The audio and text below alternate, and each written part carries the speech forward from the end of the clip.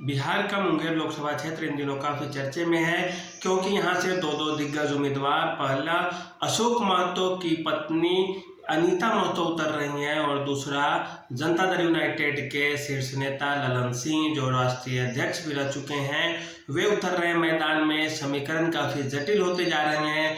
कौन जीतेगा कौन हारेगा यह कहना और उम्मीद लगाना अपने आप में एक तरह की बेवकूफ़ी दिख रही है, लेकिन जो समीकरण बन रहे हैं उसको जब आप साधेंगे तो आप पाएंगे कि यहाँ पर कांटे की टक्कर है। यहाँ से ललन सिंह 2009 में भी चुनाव जीते थे जदयू के टिकट पे, और 2014 में ललन सिंह को सूरजभान सिंह की पत्नी वीणा देवी हरा देती है यहाँ से, क्योंकि जदयू उस बार अकेले चुनाव लड़ी थी और लोजपा के टिकट पे वीणा देवी मुंगेर से चुनाव लड़ी थी। इसके बाद फिर से 2019 में चुनाव होता है, जदयू भाजपा साथ लड़ती है और फिर से एक बार ललन सिंह 2019 में जीत जाते हैं। 2014 की जो हार थी उनकी, उसका वे बदला ले लेते हैं नीलम देवी से, जो अनंत सिंह की पत्नी थी, कांग्रेस के टिकट पे चुनाव लड़ रही थी लोकसभा का।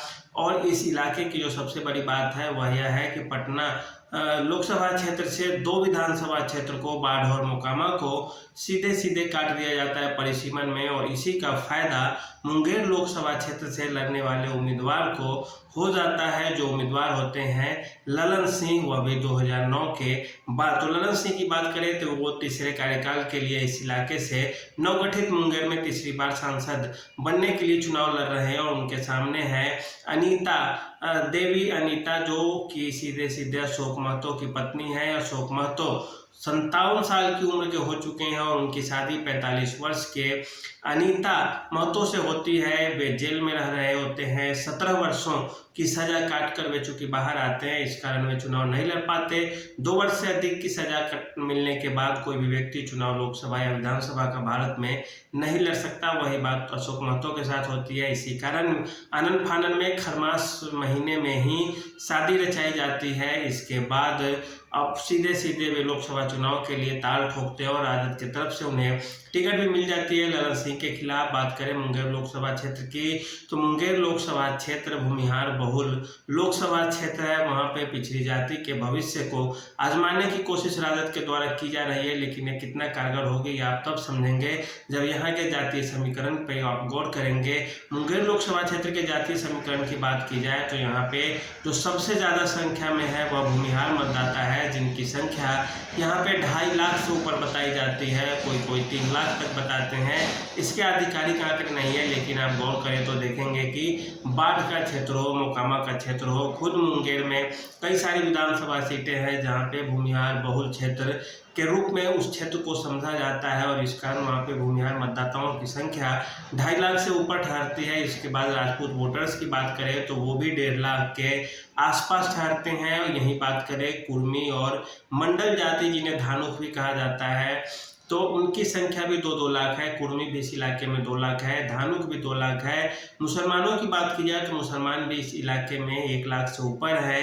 यादव वोटरों की संख्या भी कम नहीं है, वह भी 1.5 लाख के करीब ठहरती है। और इस तरह से आप देखें तो जातीय समीकरण जो है वह काफ़ी कम्प्लेक्स अर्थात जटिल जिसे कहा जाता है वह है। पिछड़ी जातियों की संख्या भी यहाँ पे 3 लाख के करीब है। अति पिछड़ी जातियाँ जो नीतीश कुमार का वोट बैंक समझी जाती है, उनका संख्या भी लगभग 3 लाख के आसपास है। और इसके अलावा बात करें तो एनडीए के जो उम्मीदवार हैं ललन सिंह, वह एक बार चुनाव में 2009 में जीते थे, उसके बाद 2014 में वे चुनाव हार जाते हैं, उन्हें वीणा देवी हरा देती है। 2019 में वे चुनाव जीत जाते हैं और लगभग 2 लाख के आसपास मतांतर से वे कांग्रेस के नीलम देवी को हरा देती हैं। इस बार ललन सिंह के लिए जो फायदे की चीज़ दिख रही है वह यह है कि राजद कोटे के जो 2 विधायक थे, जो प्रहलाद यादव और नीलम देवी, जो चुनाव के समय छोड़ के आई थी, वह अभी सीधे जदयू भाजपा संगठन में गठबंधन में आ गए हैं। और प्रहलाद यादव और नीलम देवी के आने से इस गठबंधन में मुंगेर लोकसभा क्षेत्र में ललन सिंह को काफ़ी आसानी होगी और मदद मिलेगी। वहीं जो दूसरी ओर अशोक महतो है, उनकी पत्नी है अनीता महतो, उन्हें थोड़ा बहुत परेशानी का सामना करना पड़ सकता है, क्योंकि उनका कैडर विस्तार इस क्षेत्र में बहुत ज़्यादा नहीं है। अगर होता तो उनको भी थोड़ी आसानी होती।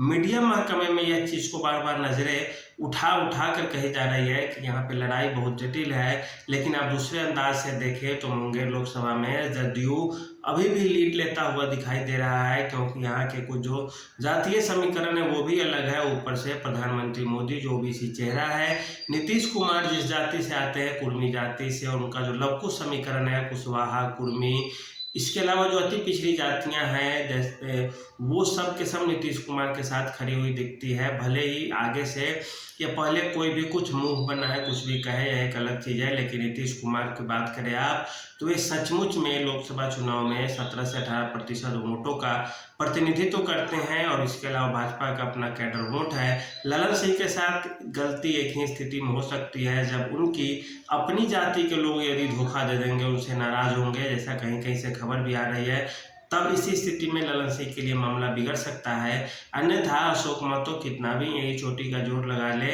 ललन सिंह को मात देना इतना आसान नहीं है। केवल इसलिए नहीं कि वे एक अच्छे नेता है, बल्कि इसलिए कि दोनों पार्टियों का वोट उनको खाते में जुड़ जाएगा और ऐसी स्थिति में वहां पार लगाना मुश्किल हो जाएगा। क्योंकि लोकसभा चुनाव में जो लोग होते हैं वो दिल्ली के चेहरा को देखते हैं, वोट प्रधानमंत्री मोदी को मिलता है। लोग जानते हैं कि एक दो सांसद जीत कर भी कुछ नहीं कर सकता, एक सांसद चाहकर भी क्या कर लेगा, मुश्किल से 10 करोड़ उसको बजट मिलता है तो उसमें कुछ कोई ना कोई एक छोटा मोटा काम करा लेगा, उससे ज़्यादा वे चाहकर भी कुछ नहीं करा सकते। खास करके यदि विपक्ष की पार्टी के सांसद यदि जीत जाते हैं तब तो और काम में रोक लगा दी जाएगी, वे कुछ नहीं करा पाएंगे।